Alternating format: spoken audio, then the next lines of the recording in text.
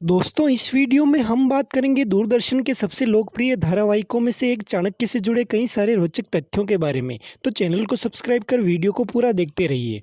दोस्तों वैसे तो इस सीरियल को कई चैनलों पर कई बार दिखाया जा चुका है, लेकिन मूल रूप से इसका प्रसारण दूरदर्शन चैनल पर 8 सितंबर 1991 से 9 अगस्त 1992 तक किया गया था।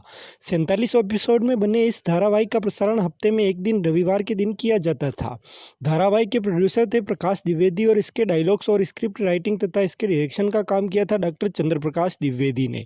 सीरियल की कॉस्ट्यूम डिजाइनिंग का काम किया था सलीम आरिफ ने। सिनेमेटोग्राफी का काम संभाला था राजन कोठारी ने और सीरियल के लिए म्यूजिक दिया था आशित देसाई ने। तो दोस्तों अब थोड़ी डिटेल में बात कर लेते हैं धारावाहिक में अपने बेहतरीन अभिनय और ज़बरदस्त हिंदी डायलॉग डिलीवरी से सबका दिल जीतने वाले कलाकारों के बारे में। धारावाहिक के लीड कैरेक्टर चाणक्य के रोल में नजर आए थे धारावाहिक के राइटर और डायरेक्टर डॉक्टर चंद्रप्रकाश द्विवेदी। साथ ही चाणक्य के बचपन के रोल में एक्टर मितेश सफारी नजर आए थे। चंद्रगुप्त मौर्य का रोल किया था एक्टर दिनेश ठाकुर ने और एक्टर अभिषेक द्विवेदी चंद्रगुप्त मौर्य के बचपन के किरदार में नजर आए थे। एक्टर संजीवपुरी तक्षशिला के सेनापति सिंहरण के रोल में नजर आए थे और एक्टर दीपराज राणा चाणक्य के शिष्य अक्षय के रोल में नजर आए थे। एक्टर बकुल ठाकर चाणक्य के शिष्य और सहायक सारंगदेव के रोल में नजर आए थे। एक्टर संजय मिश्रा निपुणक के रोल में, एक्ट्रेस नवनीत निशान शनोत्रा के रोल में, एक्टर शाहरुख ईरानी अलक्षेंद्र के रोल में, एक्टर नीलेश मल्होत्रा क्षत्रप फिलिपस के रोल में, एक्टर सूरज चड्डा राजा धनानंद के रोल में, एक्टर प्रमोद महतो महामंत्री शक्टार के रोल में, एक्टर हिमांशु गोकानी महामात्य वक्रनाश के रोल में, एक्टर सुरेंद्र शर्मा शिशुपाल के रोल में, एक्टर विमल वर्मा पौर मिलंद के रोल में, एक्ट्रेस रागिनी शाह चाणक्य की मां के रोल में, एक्टर अजय दुबे आचार्य चाणक्य यानी चाणक्य के पिता के रोल में, एक्ट्रेस मीनाक्षी ठाकुर शक्टार की पत्नी के रोल में, एक्ट्रेस उत्कर्ष नाइक चंद्रगुप्त की मां के रोल में, महाभारत धारावाहिक में द्रोणाचार्य का रोल कर चुके एक्टर सुरेंद्र पाल अमात्य राक्षस कात्यायन के रोल में, रामायण धारावाहिक में गुरु वशिष्ठ के रोल में नजर आए एक्टर सुधीर दालवी तक्षशिला के राजा अंबिराज के रोल में, लीजेंडरी एक्टर इरफान खान सेनापति भद्रशाल के रोल में, एक्टर अशोक लोखंडे अश्वाध्यक्ष पुरुषदत्त के रोल में, एक्टर नरेश सूरी सेनापति बलगुप्त के रोल में, एक्टर ईशान त्रिवेदी आचार्य अजय के रोल में, एक्ट्रेस रेणुका इसरानी जो कि महाभारत धारावाहिक में गांधारी के रोल में नजर आई थी वो अजय की पत्नी मैत्री के रोल में, एक्टर मनोज जोशी मंत्री श्रेयक के रोल में, एक्टर विपिन शर्मा महामंत्री वरुचि के रोल में, एक्टर चंद्रधर आचार्य रुद्रदेव के रोल में, एक्टर त्रिलोक मल्होत्रा गुप्तचर विभाग के प्रमुख भागुरायण के रोल में, एक्टर जयरूप जीवन गुप्तचर सुसिद्धार्थक के रोल में, एक्टर सलीम आरिफ जिन्होंने सीरियल की कॉस्ट्यूम डिजाइनिंग का काम भी किया था वो नजर आए थे सिद्धार्थक के रोल में, एक्ट्रेस नीना गुप्ता राजनीति की श्वेता के रोल में, एक्टर आदर्श गेत अंबिराज के बेटे अंबी कुमार के रोल में, एक्टर चंद्रमोहन बोहंतियाल अनुज देव के रोल में, एक्ट्रेस नम्रता साहनी अंबिराज की बेटी राजकुमारी अलका के रोल में, एक्टर अरुण बाली के राज पोरस के रोल में, एक्टर अशोक बांटिया महामंत्री इंद्रदत्त के रोल में, एक्ट्रेस मालविका तिवारी कल्याणी के रोल में, एक्टर कुमार राम प्रवेश गुप्तचर चक्रवर्ती के रोल में, एक्ट्रेस अनीता कंवल गुप्तचर सुभद्रा के रोल में, एक्टर चंद्रकांत बेलोस्कर मंत्री पिशुना के रोल में, एक्टर जेडी मजेठिया मलय केतु के रोल में और सीरियल के प्रोड्यूसर और डॉक्टर चंद्रप्रकाश द्विवेदी के भाई एक्टर प्रकाश द्विवेदी मलय केतु के पिता पौरव राज के रोल में नजर आए थे। दोस्तों अब बात कर लेते हैं धारावाहिक को मिले अवार्ड्स की। तो 6th अपट्रॉन अवार्ड्स में बेस्ट डायरेक्टर का अपट्रॉन अवार्ड डॉक्टर चंद्रप्रकाश द्विवेदी को, बेस्ट एक्टर का अपट्रॉन अवार्ड भी डॉक्टर चंद्रप्रकाश द्विवेदी को और बेस्ट आर्ट डायरेक्शन का अपट्रॉन अवार्ड नितिन चंद्रकांत देसाई को दिया गया था। वहीं 7th अपट्रॉन अवार्ड्स में धारावाहिक को बेस्ट सीरियल का अवार्ड और एक्टर सुरेंद्र पाल को best actor for supporting role का अवार्ड दिया गया था। तो दोस्तों अब बात कर लेते हैं धारावाहिक से जुड़े कई तथ्यों की। तथ्य संख्या 1। दोस्तों लगभग 9 साल तक रिसर्च करने के बाद और लगभग 180 बुक्स पढ़ने के बाद डॉक्टर द्विवेदी ने पहले चाणक्य पर एक फिल्म बनाने की योजना बनाई थी, लेकिन बाद में डॉक्टर द्विवेदी ने यह महसूस किया कि चाणक्य जैसे महान व्यक्ति के व्यक्तित्व को एक फिल्म में समेट पाना लगभग असंभव है और बाद में उन्होंने चाणक्य के टॉपिक पर एक धारावाहिक बनाने की ठानी। अब दोस्तों उस समय आज की तरह ज़्यादा चैनल्स तो थे नहीं, बस एक ही चैनल था दूरदर्शन। तो डॉक्टर द्विवेदी ने साल 1986 में ही दूरदर्शन को धारावाहिक प्रसारित करवाने के लिए अप्रूवल भेजा था, जिसे साल 1988 के अंत में दूरदर्शन द्वारा एक्सेप्ट किया गया और फिर सितंबर 1991 में जाकर इसका प्रसारण दूरदर्शन पर शुरू हुआ। दोस्तों इस बात से आप अंदाज़ा लगा सकते हैं कि डॉक्टर द्विवेदी को अपने धारावाहिक चाणक्य को दूरदर्शन पर प्रसारित करवाने के लिए कितना इंतजार करना पड़ा था। तथ्य संख्या 2, जैसा कि हमने आपको बताया कि डॉक्टर द्विवेदी चाणक्य पर एक फिल्म बनाना चाह रहे थे। फ्रेंड्स, इसी प्रकार से महाभारत सीरियल के निर्माता बलदेव राज चोपड़ा यानी कि बी आर चोपड़ा भी चाणक्य पर फिल्म बनाना चाह रहे थे और इसकी पूरी तैयारी भी हो चुकी थी। फिल्म की स्क्रिप्ट भी फाइनल हो चुकी थी और एक्टर भी। चाणक्य की भूमिका करने वाले थे लीजेंडरी एक्टर दिलीप कुमार, तो वहीं चंद्रगुप्त मौर्य के किरदार में सुपर सितारे धर्मेंद्र नजर आने वाले थे। साथ ही दूसरी भूमिकाओं के लिए हेमा मालिनी, शम्मी कपूर, परवीन बॉबी और विजेंद्र को फाइनल कर लिया गया था। दिलीप कुमार को चाणक्य का लुक देने के लिए विदेश से लगभग 2.5 लाख रुपए की विक्स भी मंगवाई गई थी, जिन्हें पहनने और उतारने में भी दिलीप कुमार को काफ़ी मशक्कत करनी पड़ती थी। फाइनली दिलीप कुमार को चाणक्य के लुक में लाया गया और उनकी कई फ़ोटोज़ क्लिक करके फिल्म की घोषणा की गई। लेकिन इससे पहले कि फिल्म की शूटिंग शुरू होती, फिल्म के प्रोड्यूसर ने हाथ खड़े कर दिए, क्योंकि एन समय पर फिल्म के प्रोड्यूसर को फाइनेंशियल प्रॉब्लम आ गई थी। पर बी आर चोपड़ा का चाणक्य को लेकर जो क्रेज़ था वो फिर भी कम नहीं हुआ। महाभारत सीरियल की बड़ी सफलता के बाद बी आर चोपड़ा ने सोचा कि फिल्म तो बना नहीं पाए, चलो चाणक्य को लेकर एक धारावाहिक ही बनाते हैं, और इसके लिए उन्होंने दूरदर्शन को अप्रूवल भेज दिया। लेकिन डॉक्टर द्विवेदी का अप्रूवल दूरदर्शन के पास पहले ही पहुंच चुका था और दूरदर्शन ने फिर बी आर चोपड़ा की जगह डॉक्टर द्विवेदी वाला अप्रूवल एक्सेप्ट किया।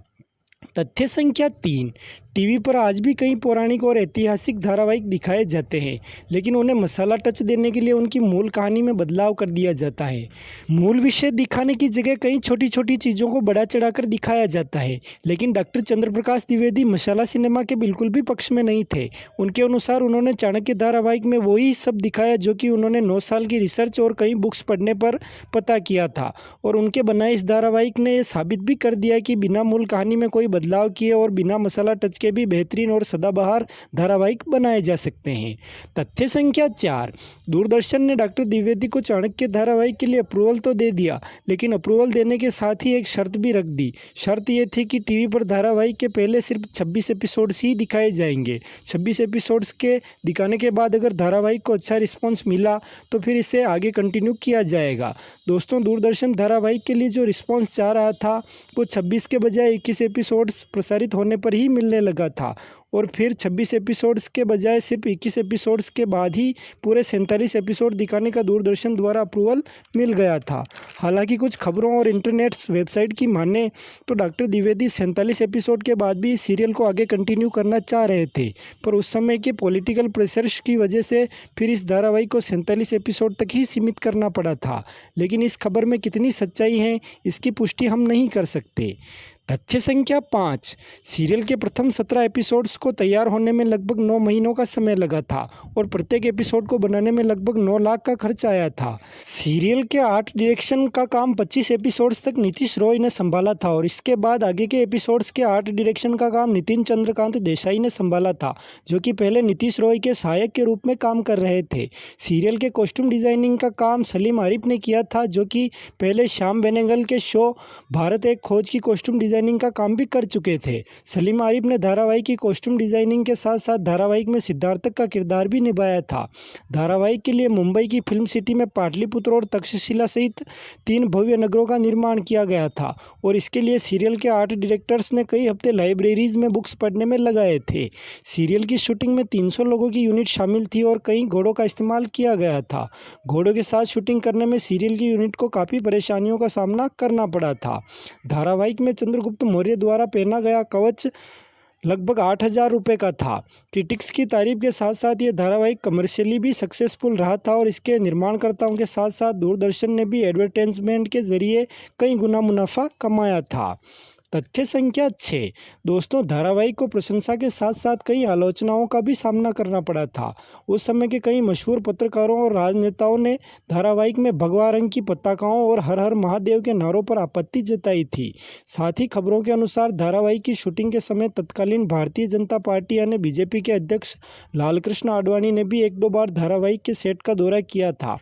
और इस वजह से डॉक्टर चंद्र प्रकाश द्विवेदी पर उनके बीजेपी के साथ लिंक होने के और हिंदुत्ववादी एजेंडा फैलाने के आरोप भी लगाए गए थे। हालांकि डॉक्टर द्विवेदी ने इन सारे आरोपों को गलत बताते हुए सिरे से नकार दिया था। तथ्य संख्या 7, दूरदर्शन पर धारावाहिक के सारे 47 एपिसोड का प्रसारण पूरा होने के बाद साल 1993 में धारावाहिक का प्रसारण बीबीसी के चैनल BBC 2 पर भी हर शनिवार की सुबह में यूनाइटेड किंगडम में किया गया था। दोस्तों, डॉक्टर द्विवेदी 1997 में चैनल GTV के प्रोग्रामिंग हेड के रूप में भी काम कर चुके हैं और उसी दौरान चाणक्य धारावाहिक का GTV पर भी प्रसारण किया गया था। साल 2007-8 में 9X चैनल पर भी चाणक्य धारावाहिक का प्रसारण किया गया था और साल 2008 में चैनल अमृता टीवी पर चाणक्य धारावाहिक को मलयालम भाषा में डब करके चाणक्य तंत्रम टाइटल के साथ प्रसारित किया गया था। भारत और यूनाइटेड किंगडम के अलावा धारावाहिक का प्रसारण America, Sri Lanka, Canada, Indonesia, Mauritius और नेपाल में भी किया जा चुका है। और अभी संपूर्ण देश में लगे लॉकडाउन के दौरान भी दूरदर्शन के मोस्ट पॉपुलर धारावाहिक रामायण और महाभारत के साथ साथ चाणक्य धारावाहिक का भी अप्रैल के पहले सप्ताह में DD भारती पर और बाद में DD के नए चैनल मेट्रो पर भी प्रसारण किया गया है। इन सब के अलावा चाणक्य धारावाहिक के सारे एपिसोड्स यूट्यूब पर भी उपलब्ध हैं। तो आपने ये धारावाहिक कहाँ देखा है, ये हमें कमेंट करके ज़रूर बताएं। तथ्य संख्या 8, दोस्तों अब बात कर लेते हैं धारावाहिक के राइटर और डायरेक्टर डॉक्टर चंद्र प्रकाश द्विवेदी के बारे में। 1960 में राजस्थान के सिरोही में जन्मे डॉक्टर चंद्र प्रकाश द्विवेदी पेशे से चिकित्सक होने के बावजूद फिल्मी दुनिया में आए। शुरू में थिएटर में काम करने के बाद डॉक्टर द्विवेदी चाणक्य धारावाहिक लेकर आए। इसके बाद साल 1996 में दूरदर्शन पर महाभारत के पात्र कर्ण पर आधारित धारावाहिक मृत्युंजय प्रसारित हुआ, जिसकी राइटिंग और डायरेक्शन का काम डॉक्टर चंद्र प्रकाश द्विवेदी ने ही किया। साल 1997 में डॉक्टर चंद्र प्रकाश द्विवेदी दूरदर्शन पर एक और महाभारत नामक धारावाहिक लेकर आए, लेकिन खराब रिस्पॉन्स की वजह से इसे 14 एपिसोड के बाद ही ऑफ एयर करना पड़ा था। साल 2003 में दूरदर्शन पर प्रसारित हुए धारावाहिक छत्रपति शिवाजी के डायलॉग्स राइटिंग का काम और 2003 में आई फिल्म पिंजर की राइटिंग और डायरेक्शन का काम भी डॉक्टर द्विवेदी ने ही किया था। 2012 में डॉक्टर द्विवेदी उपनिषदों पर आधारित उपनिषद गंगा धारावाहिक लेकर आए और 2014 में आई फिल्म Z+ की राइटिंग और डायरेक्शन का काम तथा 2018 में आई सनी देओल स्टारर फिल्म मोहल्ला 80 के राइटिंग और डायरेक्शन का काम भी डॉक्टर चंद्र प्रकाश द्विवेदी ने ही किया। 2019 के धारावाहिक सुराज्य संहिता के राइटिंग और डायरेक्शन का काम तथा अब 2020 में आने वाली यशराज बैनर के तले बनी अक्षय कुमार स्टारर फिल्म पृथ्वीराज की राइटिंग और डायरेक्शन का काम भी डॉक्टर चंद्र प्रकाश द्विवेदी ने ही किया है। तथ्य संख्या 9, डॉक्टर द्विवेदी ने चाणक्य धारावाहिक में कुछ ऐसे कलाकारों को भी काम करने का मौका दिया जो आगे चलकर कई बॉलीवुड फिल्मों में नजर आए। इनमें सबसे पहला नाम अभी हाल ही में दुनिया को अलविदा कह चुके एक्टर इरफान खान का है। इरफान ने धारावाहिक में मगध के सेनापति भद्रशाल का किरदार निभाया था। जनवरी 1967 को राजस्थान के टोंक में जन्मे इरफान खान का पूरा नाम साहबजादा इरफान अली खान है। हालांकि बाद में इन्होंने अपने नाम से सरनेम खान हटा लिया था और इरफान की स्पेलिंग में इन्होंने एक अतिरिक्त R जोड़ दिया था। सरनेम हटाने के पीछे का कारण ये था कि वो चाहते थे कि उनको उनके काम से पहचाना जाए, ना कि उनके वंश के नाम से, और उनके नाम में R का साउंड ज़्यादा हो तो उन्हें सुनने में अच्छा लगता था, इसलिए उन्होंने अपने नाम के स्पेलिंग में एक अतिरिक्त R का प्रयोग किया था।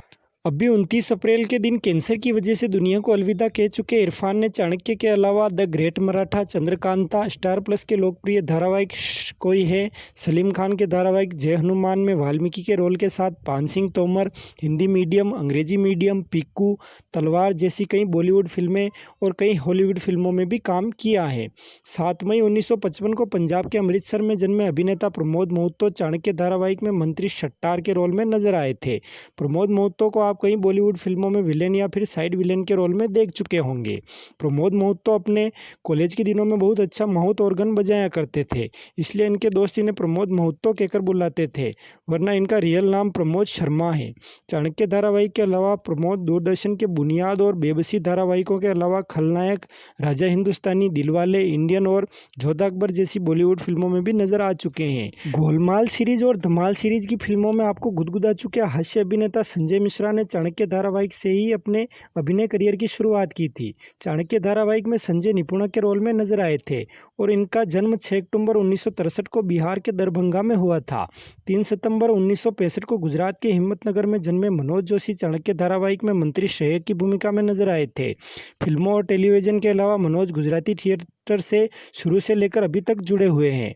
इनके अलावा मनोज कई मराठी धारावाहिकों में भी नजर आ चुके हैं। बॉलीवुड की फिल्मों में मनोज को सबसे ज़्यादा उनकी हास्य भूमिकाओं के लिए पसंद किया गया।